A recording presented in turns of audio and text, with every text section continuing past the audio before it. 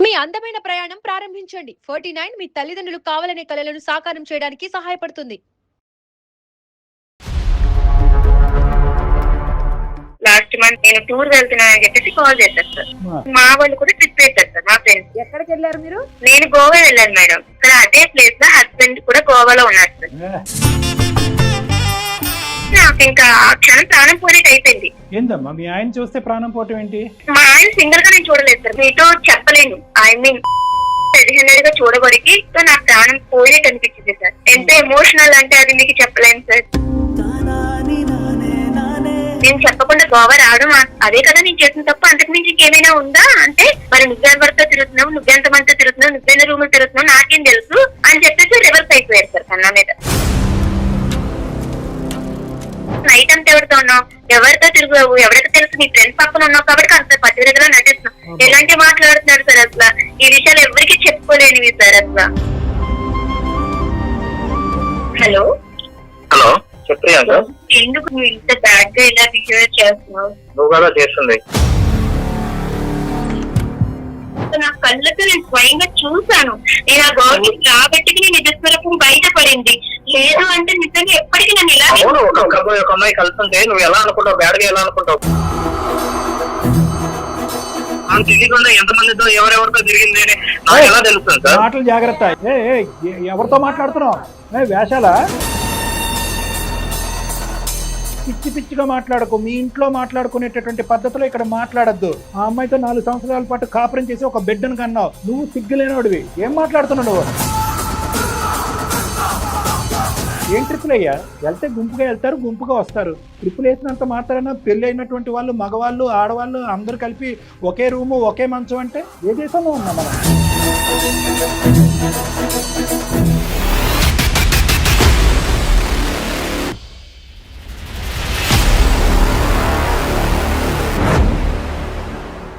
Suman TV అందమైన జీవితం కార్యక్రమానికి స్వాగతం. ప్రస్తుతం మనతో పాటు ప్రముఖ సైకియాట్రిస్ట్ డాక్టర్ కళ్యాణ్ చక్రవర్తి గారు. డాక్టర్ గారు నమస్తే అండి.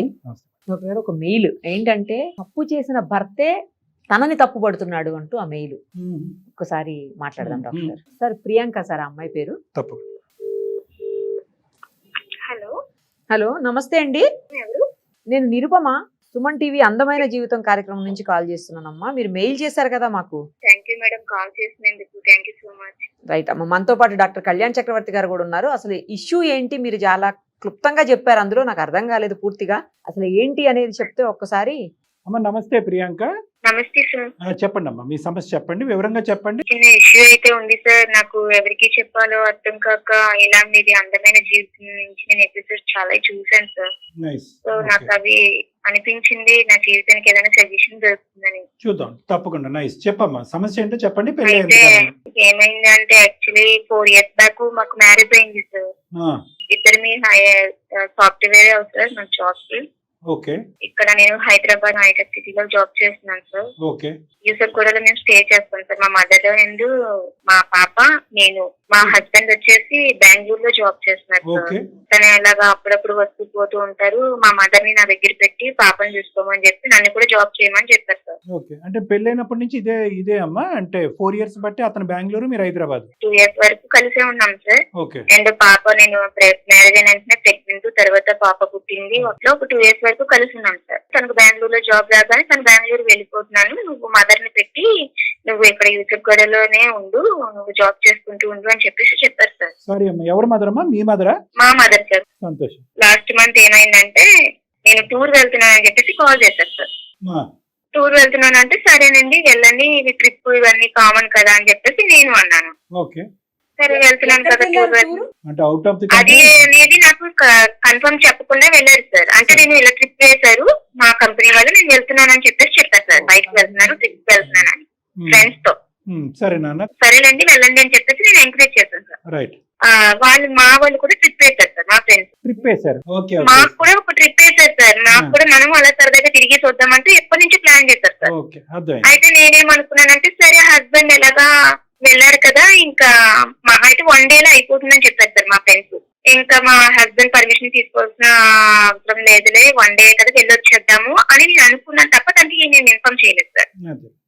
మదర్ ని అభ్యర్థించి పాపకి సరిగ్గా చూసుకొని చెప్పేసి నేను ట్రిప్ కి వెళ్ళాను సార్. ఎక్కడికి వెళ్ళారు మీరు? నేను గోవా వెళ్ళాను మేడం. ఓకే, ఫ్రెండ్స్ అంటే ఎవరమ్మా? ఆఫీస్ కొలీగ్సా వీళ్ళు? మా ఆఫీస్ కొలీగ్స్ తీసుకెళ్లారు సార్, కానీ వాళ్ళు గోవా తీసుకెళ్తారనే విషయం నాకు కూడా తెలియదు. తెలియకుండా వెళ్ళిపోతారమ్మా, బస్ ఎక్కించుకుని వెళ్ళిపోతారా అలాగే ముక్కు గుడ్డ కట్టేసి? సర్ప్రైజ్ అని చెప్పేసి తీసుకెళ్లారు. నువ్వు Okay. ఏం భయపడకు, మీ హస్బెండ్ కూడా ఎలాగో ట్రిప్ లోనే ఉన్నారు కదా అంటూ నన్ను అటు ఇటులో మోటివేట్ చేసేసారు సార్ మొత్తానికి. సరే ఇంకా ఆయనకి చెప్తే మళ్ళీ తిడతారేమో అనేది భయంతో నేను చెప్పలేకపోయాను సార్. కాదమ్మా, ఇప్పుడు మీ ఆయన అయితే కనుక నేను ట్రిప్ వెళ్తున్నానని నీకు చెప్పాడు, నువ్వైతే కనుక మీ ఆయనకి చెప్పలేదు ట్రిప్ నేను అని? చెప్పలేదు సార్, ఎందుకని? ఎందుకంటే మా ఫ్రెండ్స్ ఏమన్నారంటే 1 or 2 days లో వచ్చేస్తాము, ఇది నువ్వేం టెన్షన్ పడద్దు, ఆయన ట్రిప్ కి వెళ్ళేటప్పటికి చాలా టైం పడుతుంది కదా, నువ్వు ఈ లోపల మనం నేను సేఫ్ గానే తీసుకొస్తాం, పాపను మదర్ కి చెప్పించేసి నువ్వు మాతో వచ్చేస్తా అని చెప్పారు సార్. నేను వెళ్ళాను సార్. వెళ్ళిన దాకా అక్కడ అదే ప్లేస్ లో హస్బెండ్ కూడా గోవాలో ఉన్నారు సార్. నేను చూడలేదు సార్, ఇదైతే నేను చూడలేదు. నా ఫ్రెండ్స్, నా బెస్ట్ ఫ్రెండ్, నేను తనతో ప్రతిదీ షేర్ చేసుకుంటాను. తను చూసింది. తను చూసి నీ హస్బెండ్ ట్రిప్ వెళ్ళారు, బెంగళూరులో జాబ్, ఎక్కడో ట్రిప్ అన్నా అదన్నా ఇదన్నా చాలా పెద్ద పెద్దగా గొప్పలు చెప్పు నీ హస్బెండ్ కోసం, నీ హస్బెండ్ ఎంత గొప్పవాడో మేము ఇప్పుడే చూసామని అన్నారు సార్. నా హస్బెండ్ కోసం నాకు ఎంత చేసి నాకు ఏడుపు వస్తుంది కదా 100%. మీరు అలా ఎలా మాట్లాడతారు, నా హస్బెండ్ అలాంటి వారు కాదు, అసలు నేను నమ్మను అని చెప్పేసి నేను వాళ్ళతో గొడవ పెట్టుకున్నాను. లేదు లేదు ప్రియాంక, ఓకే నువ్వు మమ్మల్ని నమ్మొద్దు, స్వయంగా నీ కళ్ళతో చూడు అప్పుడు నమ్మన్నారు. సరే అని చెప్పేసి వాళ్ళు నన్ను తీసుకెళ్లి చూపించారు. నాకు ఇంకా ఆ క్షణం ప్రాణం పోయినట్టు అయిపోయింది. ఏందమ్మా మీ ఆయన చూస్తే ప్రాణం పోవటం ఏంటి? మా ఆయన సింగిల్ గా నేను చూడలేదు సార్, నీతో చెప్పలేను. ఐ మీన్ అంటే తనని నేను అలా రెడీ హ్యాండెడ్ గా చూడబడికి, ఒక అమ్మాయి తన హస్బెండ్ ఎంతగా ప్రేమించి నమ్మకంగా ఎక్కడో బెంగళూరులో ఉన్న వదిలేసి ప్రతిదానికి నేను తనకి సపోర్ట్ చేసి వదిలేసిన హస్బెండ్ నాతో ప్రతిసారి ఇలాగే అబద్ధం చెప్పి వెళ్తున్నారు అనే థాట్స్ తో నా ప్రాణం పోయినట్టు అనిపించింది సార్. ఎంత ఎమోషనల్ అంటే అది మీకు చెప్పలేను సార్. నా ఫ్రెండ్ కూడా తన ఎందుకు అటు వెళ్ళిందో నాకైతే చెప్పలేదు. సడన్ గా తను వెళ్ళింది అదే హోటల్ కి. నేను వేరే అమ్మాయితో ఆ హోటల్లో ఉండడం తన కళ్ళతో చూసి నాకు చెప్పింది, నేను నమ్మలేదు. తను స్వయంగా తీసుకెళ్లేసరికి నేను ఎక్స్పెక్ట్ చేయలేదు సార్ మా హస్బెండ్ నేను వస్తానని. వాళ్ళు అలాగా చూడగానే నేను ఇంకా అది పట్టుకోలేకపోయాను. అడిగారా, నిలదీశారా, అడ్డుపడ్డారా? అడిగితే తను తిరిగి ఇప్పుడు నన్ను బ్లైమ్ చేస్తున్నారు సార్. నా బాధ అంతా ఇప్పుడు అదే. ఎందుకంటే తను తప్పు చేసి తిరిగి నన్ను బ్లైమ్ చేసి నన్ను తప్పుడు దారిలో మాట్లాడుతున్నారు సార్. అది ఎంతవరకు కరెక్ట్ సార్? ఒక నిమిషం, అక్కడే నిలదీశారా, ఇంటికి వచ్చాక నిలదీశారా ఏంటి? లేదు సార్, అక్కడే నిలదీశాను సార్. నేను అక్కడే నిలదీస్తే అవునా నేను ఇలా వచ్చాను కదా, సరే నీ గురించి మీ ఫ్యామిలీకి నేను ఎలా మాట్లాడాలి అలా మాట్లాడతాను అని చెప్పేసి తను రివర్స్ అవుతున్నారు సార్. ఏంటి మీరు చేసిన తప్పేంటి, చెప్పకుండా గోవా రావటమా? అంటే అయితే నేను అప్పుడు అడిగా నేను చేసిన తప్పేంటి, నేను చెప్పకుండా గోవా రావడం అదే కదా నేను చేసిన తప్పు, అంతకు మించి ఇంకేమైనా ఉందా అంటే అవునా మరి నేను చేసిన తప్పేంటి, నీకెలా ఫ్రెండ్స్ ఉన్నారు, నాకు కూడా నా ఫ్రెండ్స్, ఈ అమ్మాయి కూడా ఫ్రెండ్ అంటే ఫ్రెండ్ అయితే ఇలా రూమ్ లోకి వెళ్తావా, ఇలా రూమ్ లో ఉంటారా ఫ్రెండ్స్ అంటే, మరి నువ్వెవరితో తిరుగుతున్నావు, నువ్వెంతమందితో తిరుగుతున్నావు, నువ్వెన్న రూమ్ లో తిరుగుతున్నావు నాకేం తెలుసు అని చెప్పేసి రివర్స్ అయిపోయారు సార్ కన్నా మీద. దొంగ చేతికి తాళాలు. అతను ఏదో కారణం ఎత్తుకు పట్టుకుందాం అనుకున్నాడు, కరెక్ట్ గా టైం కి నువ్వు అక్కడే కనిపించేటప్పటికి చాలా ఈజీ అయిపోయింది అతనికి సొల్యూషన్. తను ఎంత ఈజీగా ప్లాన్ చేస్తున్నారు సార్ తిరిగి. అదే విషయం వచ్చేసి నేను ఇంకా మా ఫ్రెండ్ ముందు నా ఇజ్జత్ పోయింది. నేను మా హస్బెండ్ కోసం ఎంత గొప్పగా చెప్పాను, మొత్తం అన్ని నాకు ఒక్కసారిగా కోల్పోయేట అయిపోయింది సార్. ఇంకా ఏంటంటే ఈ 4 years ఆఫ్ మీ జర్నీలో ప్రియాంక ఎప్పుడైనా మీ భర్త మీద ఇటువంటి అనుమానం గానీ ఆలోచన గానీ ఇంత చిన్న అనుమానం కూడా రాకుండా ఇలా ఇంత బాగా నటిస్తారని ఎక్స్పెక్ట్ చేయలేదు సార్. నేను రియల్ గా నా ఫ్రెండ్ చెప్పినా నేను నమ్మలేదు అంటే తను నన్ను ఎంత నమ్మించారో మీరే ఆలోచించండి. Correct correct correct. ఈ అమ్మాయి వన్ టైం గర్ల్ ఫ్రెండా, రెగ్యులర్ ఫ్రెండా? అది గోవా ఫ్రెండా లేకపోతే అక్కడి నుంచి వచ్చే ఫ్రెండ్ అది అనేది నాకు తెలియదు సార్. ఎందుకంటే తిను ప్రతిసారి నాకు ఎక్కువ దూరంగా ఉన్నాడు. తిను వచ్చేది మంత్లీకి ఇలా వస్తూ ఉంటారు. అప్పుడు అలాంటి టైంలో తను కేర్ఫుల్ గా ఉండొచ్చు కదా, నన్ను ఎప్పుడు నమ్మించడానికి ప్రయత్నించవచ్చు కదా. ఇప్పుడు రెడ్ హ్యాండెడ్ గా దొరికాడు కాబట్టి కదా సార్ ఇంతలాగా మాట్లాడతారు. అందుకే తను ఏ గర్ల్ ఫ్రెండ్ అనేది నాకు తెలియదు సార్. అది ఏదనేది నాకు అనవసరం సార్, నేను నా కళ్ళతో చూసాను సార్. తక్కువలేక మా మదర్ కి నేను చెప్పాను సార్ ఇదే విషయం. అబ్బాయిలు అన్నాక తిరుగుతారమ్మా, దానికోసం నువ్వు జీవితాలు పాడు చేసుకుంటావా, మార్చుకుంటే తనే మారుతాడు, దీన్ని నువ్వు పెద్ద ఇష్యూ చేసి దూరం చేసుకుంటే ఇంకా గొడవలు పెరుగుతాయి తప్ప మీకు తగ్గవు, నీకంటూ ఒక ఆడపిల్ల ఉంది అంటూ మా మదర్ కూడా అదే మాట్లాడుతున్నారు. ఇంకా అక్కడికి వదిలేమని చెప్పారు మీ అమ్మగారు, అది మర్చిపోయి ముందుకెళ్ళాము. సరే అసలు ఒక ఆడపిల్ల అందరూ ఒక అమ్మాయికి ఎమోషనల్ ఫీలింగ్స్ ఇలాంటివి అంటూ ఏమి ఉండవా సార్? అసలు నాకు అర్థం కాదు. అసలు ఎవరికి చెప్పుకోవాలి సార్ ఈ బాధ? అందుకే సార్ నాకు అనిపించింది, ఫ్రెండ్ కి చెప్పుకున్నాను, తను ఎగతాళిగా మాట్లాడడం, మదర్ చెప్తే మదర్ అడ్జస్ట్ అవ్వమంటావు, ఇవన్నీ తట్టుకొని ఆయనకి ఒక్కొక్కసారి ప్రాణం తీసేసుకోవాలనిపించింది. కానీ అప్పుడప్పుడు మీ ఎపిసోడ్స్ చూసాను సార్, చాలా బాగున్నాయి. మీకు ఏదైనా చెప్తే నాకు సజెషన్స్ ఏమైనా ఇస్తారు, బట్ నా లైఫ్ నిలబెడతారు, దానికి కొంచెం ఏమైనా వార్నింగ్ ఇస్తారు, లేదా ఏదైనా చేస్తారు, మొత్తానికి నా లైఫ్ అయితే నిలబెడతారు. అతని పొజిషన్ ఏంటంటే ఈ సంఘటన జరిగి ఎంతకాలం అయింది ఈ Goa trip? Goa last month sir. ఈ లాస్ట్ మంత్ లోనే తనకి నేను నిలదీసి రెడ్ హ్యాండెడ్ గా పట్టుకొని అడిగితే తను వెంటనే డివర్స్ అయితే ఇచ్చేసే అంటూ మాట్లాడుతున్నారు. ఓకే, ఎక్కడ క్షమాపణ గానీ లేదంటే తప్పు జరిగిందని క్షమాపణ అసలు ఏం లేదు, తిరిగి నన్ను బ్లైమ్ చేస్తారు సార్. నువ్వు తిరుగుతున్నావు, ఎంతమందితో తిరిగావు, ఎవరితో తిరిగావు, నువ్వు ఎవరితో బాగుందో అని చెప్పి నేను నీ కంటికి రెడ్ హ్యాండెడ్ కనిపించాను కాబట్టి నువ్వు అడుగుతున్నావు. నైట్ అంతా ఎవరితో ఉన్నావు, ఎవరితో తిరిగావు, ఎవరికి తెలుసు, నీ ఫ్రెండ్స్ పక్కన ఉన్నావు కాబట్టి అంత పట్టుదలగా నటిస్తున్నావు. ఎలాంటి మాట్లాడుతున్నాడు సార్ అసలు. ఈ విషయాలు ఎవరికి చెప్పుకోలేనివి సార్ అసలు. 4 years తర్వాత ఒక భర్త యొక్క నిజస్వరూపం ఈ రోజు తెలిసింది కదా. అంటే నిజస్వరూపం ఇది అని తెలిస్తే ఏ అమ్మాయినా నిన్ను దేవత, నా భార్య, నా ప్రపంచం అన్నిటి నటించేసి ఇంత నన్ను ముసుగులో ముంచేసి ఇలా చేస్తే ఏ అమ్మాయి అయినా సరే ఇప్పుడు నేను బతికి ఉండగలనా, ప్రాణం తీసుకోగలనా, అసలు నా పాప కోసమే ఆలోచించగలనా సార్. ఎవరికి చెప్పుకున్నా ఏం చేస్తామే, తప్పదు, అడ్జస్ట్ ఇంక అందరూ ఇదే మాట అంటే ఇంకేం చేయగలను సార్. ఒక్క నిమిషం నేను మాట్లాడచ్చా ప్రియాంక? మాట్లాడచ్చు సార్. యా నేను అనేది ఏంటంటేనమ్మా, ఓకే అదంతా మనకు అర్థమైంది, ఎవరికి వాళ్ళు అడ్జస్ట్ అవ్వండి, 1 time కదా గోవా అంటే కనుక ఎంజాయ్మెంట్ కదా అని మాట్లాడే బ్యాచ్ చాలా మంది ఉన్నా కూడా ఇప్పటికీ కూడా ప్రపంచంలో నీ దురదృష్టం ఏంటంటే అందరూ ఆ విధంగా మాట్లాడే వాళ్ళందరూ ఇంకా ఇప్పటికీ కూడా 95% ఆఫ్ ద ప్రపంచంలో చెంప చెల్లి అనిపించే బ్యాచ్ ఉంది. ఓకే, మీ సైడ్ అయినా వాళ్ళ సైడ్ అయినా కూడా.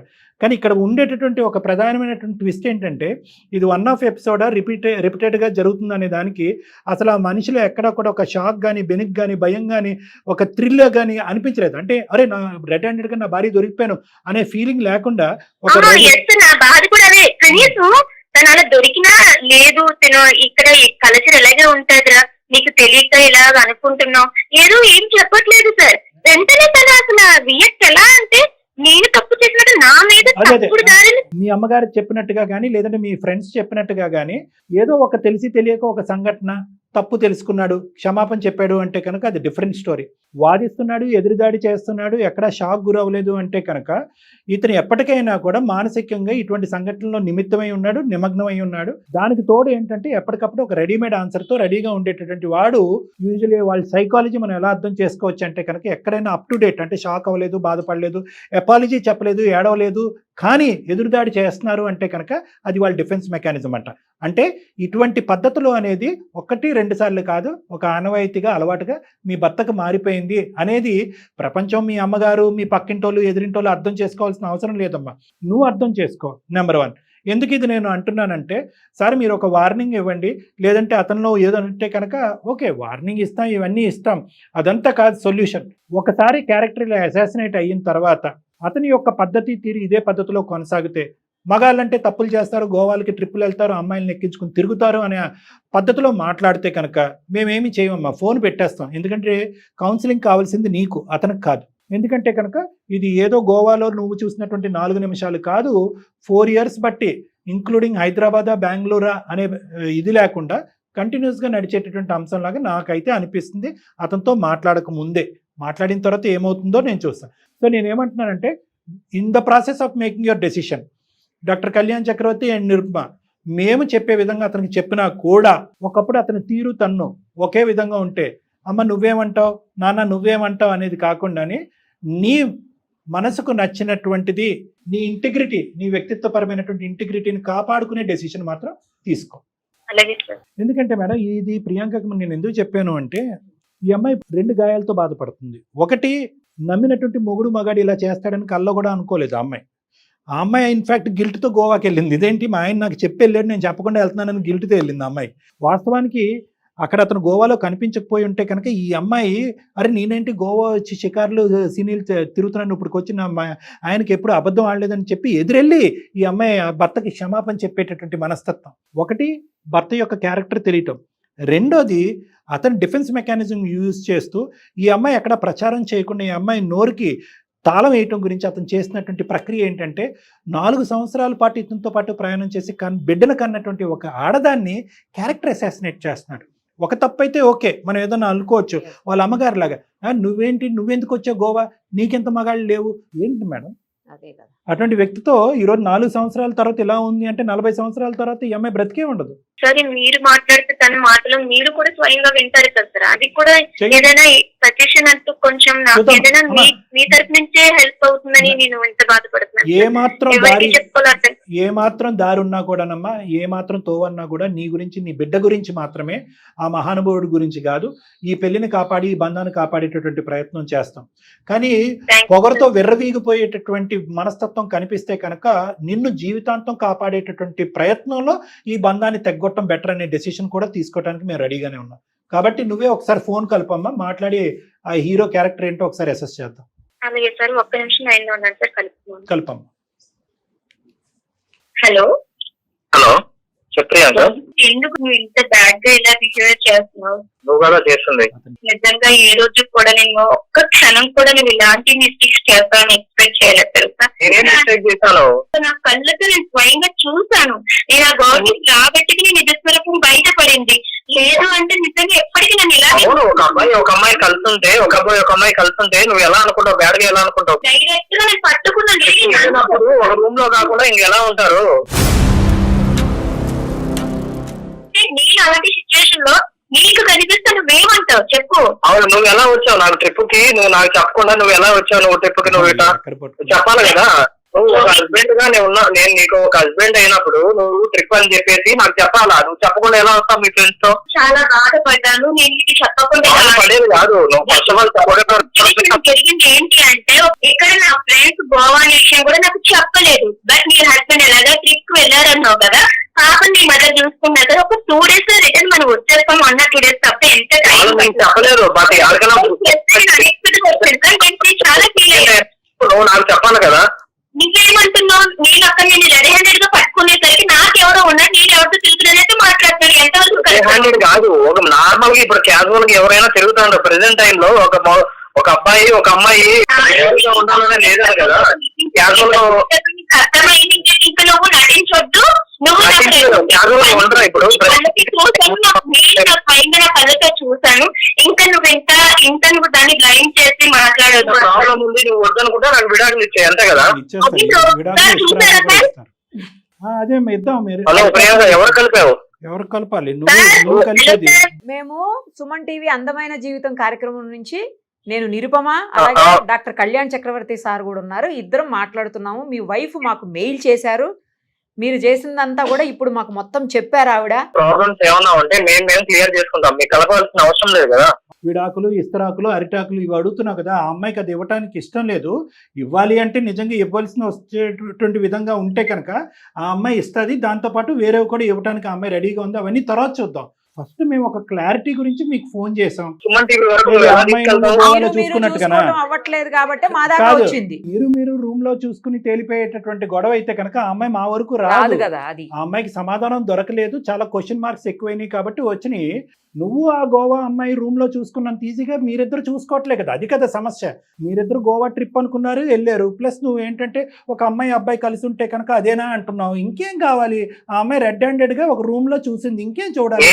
నేను తన భర్తను కదా. నేను భర్తను అయినప్పుడు ఆమె ఒక వైపు రెస్పాన్సిబిలిటీగా నాకు చెప్పేసి వెళ్ళాలని తెలియదు ఆమెకి. బాబు విను, ఆ గీత గురించి తర్వాత మాట్లాడుకుందాం. ఈ గీత గురించి, పెద్ద గీత ముందు చిన్న గీత. ఆ అమ్మాయి నీకు చెప్పకుండా వెళ్ళటం అనేది ఒక చుక్క లాంటిది. నువ్వు చేసినటువంటిది జీవితాంతం ఆ అమ్మాయికి ఒక శిక్ష పడేటటువంటి విధమైనటువంటి పరిస్థితికి నువ్వు తీసుకొచ్చావు. ఏది పెద్ద తప్పు? ఆడెవడో దొంగోడు ఉన్నాడంట. వాడంటే దొంగతనం చేశాడంట. దొంగతనం చేసిన తర్వాత సీసీటీవీలో రికార్డ్ అయిందంట. ఏంటి సార్ సీసీటీవీలో రికార్డ్ చేశారు, నా ప్రైవసీకి భగ్నం కలిగించారన్నట్ట. దొంగతనం ఎక్కువ, నువ్వు సీసీటీవీ రికార్డ్ చేయడం తప్ప? అలా ఉంది ఇది. అసలు కాదు, ముందు చెప్తే అక్కడికి రెడీ హ్యాండెడ్ గా నాకు పట్టుకుంది కాబట్టి మాట్లాడుతుంది. నాకు తెలియకుండా ఎంతమందితో ఎవరెవరితో జరిగింది అని నాకు ఎలా తెలుస్తుంది సార్? మాటలు జాగ్రత్త. ఏం మాట్లాడతా? ఎవరితో మాట్లాడుతున్నావు? వేషాలుగా ఉందా? నేనేమన్నా తప్పు చేయడం ఏమన్నా చూసిందా సార్? అమ్మా నార్మల్ గా రూమ్ లో ఒక్క నిమిషం. కాదు ఏంటి ఇప్పుడు మీ వైఫ్ పెళ్ళైనప్పటి నుంచి 4 years బట్టి హైదరాబాద్ లోని, బెంగళూరులోని ఎప్పటికప్పుడు ఏమీ చూడకపోయినా చూసినట్టుగా సృష్టించేసి అనుమాన పిశాచితో నువ్వు ఇంతకాలం బట్టి కాపురం చేస్తున్నావా? లేదంటే గోవాలో చూసిన తర్వాతే ఈ సందర్భం వచ్చిందా? ఇది ఫస్ట్ టైం సార్ ఇవన్నీ చూడని అవసరం లేదు సార్. ఒక్కసారి నాకు చెప్పకుండా ట్రిప్కి వెళ్ళింది, అది చాలు కదా సార్. నేను ఆమె నమ్మకంలో ఉండడానికి ఓకే ఏది పెద్ద తప్పు? ఎన్నెన్నో చేస్తుంటారు, ఏమేం చేస్తుంటారో మనకేం తెలుసు. ఇదే చెప్పకుండా పిచ్చి పిచ్చిగా మాట్లాడకు. మీ ఇంట్లో మాట్లాడుకునేటటువంటి పద్ధతిలో ఇక్కడ మాట్లాడద్దు. ఆ అమ్మాయితో 4 సంవత్సరాల పాటు కాపురం చేసి ఒక బిడ్డను కన్నావు. నువ్వు సిగ్గులేనోడివి. ఏం మాట్లాడుతున్నావు నువ్వు? ఆ అమ్మాయి తప్పే క్షమాపణ అని చెప్పమంటావా? దానికి ఆ అమ్మాయి 1 కాదు 100 సార్లు క్షమాపణ చెప్పడానికి ఆ అమ్మాయి రెడీగా ఉంది. నీ సబ్జెక్ట్ ఏంటో చెప్పు. ఇది ఒకేసారి ట్రిప్పా? 6 నెలలకు ఒకసారి ఇలా ట్రిప్ వేస్తా ఉంటావా? ఈ అమ్మాయితో నీకు ఇంతకు ముందే పరిచయం ఉందా ఏంటి ఈ అమ్మాయి? లేదు సార్, మామూలుగా మాకు ఆఫీస్ లో ట్రిప్ వేస్తా ఉన్నా, మా ఫ్రెండ్ కాబట్టి వెళ్తా ఉంటాం సార్. ఏది గోవాకైనా చాలా చోట్లకి వెళ్ళారా? ట్రిప్ వాళ్ళు ఎక్కడికి వేస్తే అక్కడికి వెళ్తా ఉంటాం సార్. కాదు అందరూ వెళ్తారా? మీరిద్దరు వెళ్తారా? లేదు సార్, అందరం వెళ్తాం సార్. అందరికి ఇలాగే ఇస్తారా? గర్ల్ బాయ్ కి కలిపి ఒకే రూమ్ ఇస్తారా? ఒకే మంచం? ఏం ట్రిప్పులు అయ్యా? లేదు సార్, ఎవడయ్యా ట్రిప్పులు వేసేది? నాకు ఈ ఫోన్ నెంబర్ ఎవడిచ్చాడు? ట్రిప్పులు ఎవడేస్తాడు? ట్రిప్పులు అలాగా వెళ్తే గుంపుగా వెళ్తారు, గుంపుగా వస్తారు. ట్రిప్పులు వేసినంత మాత్రాన పెళ్లి అయినటువంటి వాళ్ళు, మగవాళ్ళు, ఆడవాళ్ళు అందరూ కలిపి ఒకే రూము ఒకే మంచం అంటే ఏ దేశంలో ఉన్నాం మనం? నీకు బుద్ధి ఉందా? ఆ అమ్మాయికి బుద్ధి ఉందా? ఆ అమ్మాయికి కూడా పెళ్లి అయిందా? లేదు సార్. ఆ అమ్మాయికి మ్యారేజ్ అవ్వలేదు. నిజం చెప్పు, మేము కనుక్కోగలం. పెళ్లి అయిందా లేదా ఆ అమ్మాయికి? అవలేదు సార్. ఆ అమ్మాయికి పెళ్లి అవ్వలేదు, లేదంటే ఆ అమ్మాయిని కాపాడుతున్నావు నువ్వు? లేదు, కాపాడలేదు సార్, పెళ్లి అవ్వలేదు ఆమె అంతే. ఈ అమ్మాయితో ఇది ఫస్ట్ టైమా? చాలా సార్లు వెళ్ళావా? లేదు సార్, ఇది ఫస్ట్ టైం. మీ ఇద్దరు లవర్సా లేదంటే ఇంకేదన్నానా? లేదు సార్, కాదు సార్, లవర్ కాదు సార్. సో మీ ఇద్దరి మధ్యన ఆ అమ్మాయి చూసినటువంటిది నిజమా అబద్ధమా? మీ భార్య చూసినటువంటిది నిజం కాదు సార్, అసలు నిజమే కాదు. మరి ఏం చూసింది ఆ అమ్మాయి? ఫ్రెండ్ అని చెప్పి నార్మల్ గా మా ఇద్దరికి రూమ్ ఇచ్చారు కాబట్టి మా ఇద్దరు ఉన్నప్పుడు ఆమె వచ్చి చూసింది సార్ మా ఇద్దరిని. అంతేనమ్మా నువ్వు చూసింది ప్రియాంక? అవును సార్, నేను డోర్ తీసేసరికి వాళ్ళిద్దరు ఒకే మంచి మీద కలిసి ఉండడం నేను చూసాను సార్. ఇంకేం కావాలి? అవును ప్రియాంక, మేమన్నా తప్పుగా చేస్తా ఉన్నామా? మాట్లాడుకుంటా ఉన్నాం కూర్చొని, అది క్యాజువల్ గా మాట్లాడుకునేది కదా, ఒక ఫ్రెండ్స్ అన్నాక. ఇంతకంటే ఇంకేం కావాలి? నీ భార్య ఎప్పుడన్నా ఈ విధంగా మాట్లాడిందా? నువ్వు బెంగళూరులో ఉండగా ఈ టైంకి ఎందుకు వచ్చారండి, ఇప్పటి వరకు ఇంటికి ఎందుకు రాలేదు, నేను ఫోన్ చేస్తే ఎందుకు ఎత్తలేదు, వీడియో కాల్ చేసినా కూడా మీరు ఎందుకు ఎత్తలేదు అనేటటువంటి మాట ఎప్పుడన్నా అనుమానాస్పదంగా తప్పుడుగా నీ భార్య ఎప్పుడన్నా నీతో మాట్లాడిందా? లేదంటే ఇప్పుడు చూసిన తర్వాత ఇదే ఫస్ట్ టైం మాట్లాడుతుందా? లేదు సార్, మనస్ఫూర్తిగా చెప్తాను సార్, నా ఫ్రెండ్ సార్, నేను ఎప్పుడు ఇలా ఏం చేయలేదు సార్ అసలు. ఈ రెండిట్లో ఏది పెద్ద తప్పు? నువ్వు ఒక అమ్మాయితో ప్రైవేట్గా ఒక పార్టీకి అదే గోవాకి వెళ్ళటం పెద్ద తప్ప, నీ భార్య చెప్పా పెట్టకుండా వచ్చి అంటే బిడ్డని వాళ్ళ తల్లి దగ్గర వదిలేసి ఒక ట్రిప్కి రావటం పెద్ద తప్ప? ఈ రెండిట్లో ఏది పెద్ద తప్పు? నాదే తప్పు సార్, కానీ అందరి ముందు నన్ను నిలదీసే లోపల నాకు కోపం వచ్చింది సార్. ఏమని నిలదీసింది? అందరూ ఎవరున్నారు? వాళ్ళ ఫ్రెండ్స్ తో వచ్చి నన్ను నిలదీసింది సార్. సో కోపం వచ్చి నువ్వు అన్నటువంటి మాట ఇది? అవును సార్. సరే ఇప్పుడు ఏం చేద్దాం అయితే? విడాకులు ఇమ్మంటావా అమ్మాయిని? అదేనా నువ్వు కోరుకునేది? నాకు ఎలాంటి ఇష్యూ ఏం లేదు సార్, నన్ను అనుమానించుకున్నా ఉంటే చాలు సార్. ఏమ్మా ప్రియాంక? సార్ చెప్పండి సార్. ఏంటి అనుమానం అంటున్నాడు? ఇది ఫస్ట్ టైమా? ఇంతకు ముందు కూడా అనుమానించావా? లేదు సార్, ఇదే ఫస్ట్ టైం సార్. నేను నా కళ్ళతో చూసాను కాబట్టి తనని అలా ప్రశ్నించాను తప్ప, లేకపోతే ఎప్పుడు ఇంతకు ముందు ఈ 4 years లో తనని నేను ఒక్కవాడు కూడా అనలేదు సార్. ఇప్పటికైనా నిజం చెప్పు. ఎందుకంటే కనుక దీనికి సంబంధించినటువంటి పూర్వాపరాలు ఇవన్నీ కూడా మీ వైఫ్ లాగా ఇలా నానుస్తూ మెత్తగా మేమైతే అడగాలి అని అనుకోవట్లేదు. దీనికి సంబంధించినటువంటి ఎంక్వైరీలు అన్నీ చేసి నిజ నిర్ధారణ చేయడానికి మేము రెడీగానే ఉన్నాం. అంతవరకు వెళ్ళటం మాకు ఇష్టం లేదు. ఎందుకంటే నీతో పాటు పెళ్లి కానటువంటి వేరే ఆడపిల్ల యొక్క పరువు కూడా ప్రత్యక్షంగా మీ ఆఫీస్లో పోయేటటువంటి పరిస్థితి ఉంది. కాబట్టి ఇప్పటికైనా నిజం ఒప్పుకో. ఏదైతే మీ భార్య తన కళ్ళతో చూసిందో అది నిజమా అబద్ధమా? తప్పును ఒప్పుకుంటావా? తప్పును అంగీకరిస్తావా? తప్పుకు క్షమాపణ చెప్తావా లేదా అనేటటువంటి ఫస్ట్ మాకు లెక్క తేలాలి. మేము ఎక్కువ డిస్కషన్ చేయాలన్నట్లేదు అనుకోవట్లేదు. ఇదే నా ఆఖరి మాట. తప్పంతా నాదే సార్. ఈ మ్యాటర్ ని పబ్లిక్ గా చెప్పి అమ్మ ఇట్లా మాట్లాడడం వల్ల నేను నా రియాక్టర్ అవ్వడం జరిగింది సార్. హార్ట్ఫుల్లీ నేను సారీ చెప్తున్నాను సార్. ఈ మ్యాటర్ ని నేను ఇంకా ముందుకు తీసుకెళ్ళాలని నేను అనుకోవట్లేదు సార్. నువ్వు అనుకోవట్లేదు, ఆ అమ్మాయి అనుకోవాలి కదా. సారీ ఎవరికి చెప్తున్నావు? మాకా? ఎవరికి సారీ? లేదు సార్, ప్రియాంకకే సార్. అతను భయపడుతున్నాడు, తడబడుతున్నాడు, మాటలు కూడా అయిపోయినాయి. నేను అడిగేది ఏంటంటే నువ్వేమనుకుంటున్నావు? అతను తప్పు ఒప్పుకున్నాడు, నెంబర్ 1.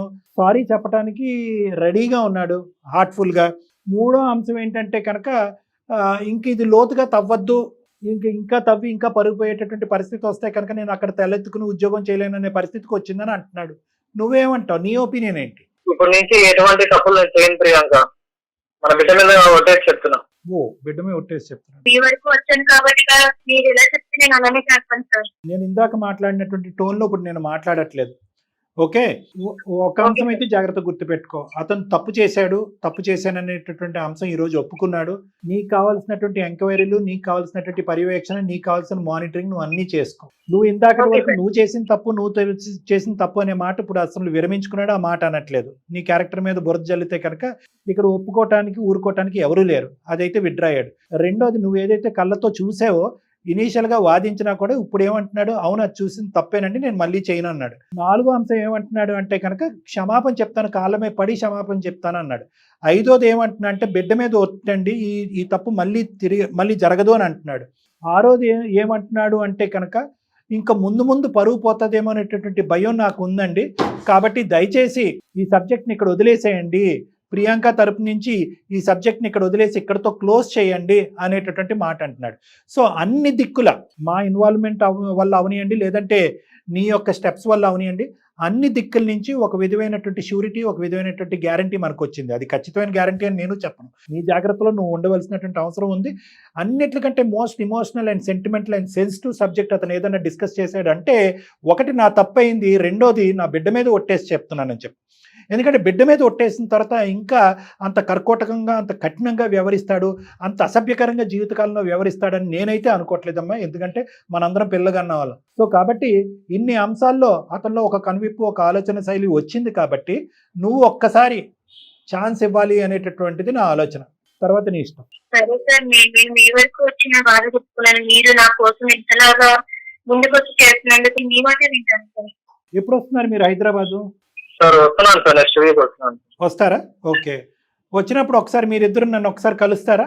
Okay sir, okay. ఎందుకంటే ఈ దెబ్బతో మొత్తం అంతా కూడా అనుమానాలన్నీ కూడా పటాపంచలు అయిపోతాయని నేను అనుకోవట్లేదు. రేపొద్దున మళ్ళీ మీరిద్దరు కలిసి ప్రయాణం చేసిన తర్వాత ఒక ఇమోషన్లోనో, ఒక బాధలోనో, ఒక కష్టంలోనో ఏదైనా ప్రశ్న వస్తే కనుక మళ్ళీ కథ మొదటికి వస్తుంది అనేటటువంటి భయంతో నేను చెప్తున్నాను. ఒక్కసారి నన్ను ఒకసారి వచ్చి కలవండి, కన్సల్ట్ అవ్వండి. కలిసిన తర్వాత ఆ అమ్మాయికి ఏమన్నా వేరే అనుమానాలు ఉంటే కనుక అవి ఏమైనా నివృత్తి చేయడానికి మీరు ప్రయత్నం చేయండి. అదేవిధంగా ఈ అమ్మాయి మీద మీకు ఏమైనా నెగిటివ్ అభిప్రాయం ఉంటే కనుక అదేవిధంగా ఆ అమ్మాయి కూడా అది నివృత్తి చేయడానికి ప్రయత్నం చేస్తుంది. ఇంకా అక్కడితో క్లోజర్కి వస్తుంది. ప్రస్తుతానికైతే కథ సుఖాంతం అని నేను అనుకుంటున్నాను. ఇంకేమీ ఈ కాల్ పెట్టేసిన తర్వాత ఫర్దర్ డిస్కషన్ అనేటటువంటిది చేయకూడదు అనేది కూడా నా విజ్ఞప్తి. ఏమంటారమ్మా? తప్పకుండా. థ్యాంక్ యూ అమ్మా. మొత్తానికి పీస్ఫుల్ గా ఒక జంటనైతే కలపగలిగాం సార్. నాకు చాలా హ్యాపీగా అనిపిస్తుంది. అమ్మాయి కూడా చాలా హ్యాపీగా ఉంది, అతను కూడా హ్యాపీగా ఉన్నాడు. మేడం ఏంటంటే అంటే ఈ వీళ్ళకి కాదు మేడం, మీరు చెప్పింది మంచి మాట. పబ్లిక్ అందరికీ కూడా ఒక ఎగ్జాంపుల్ మనం ఒకటి ఈ కేసు ద్వారా ప్రొవైడ్ చేద్దాం మేడం.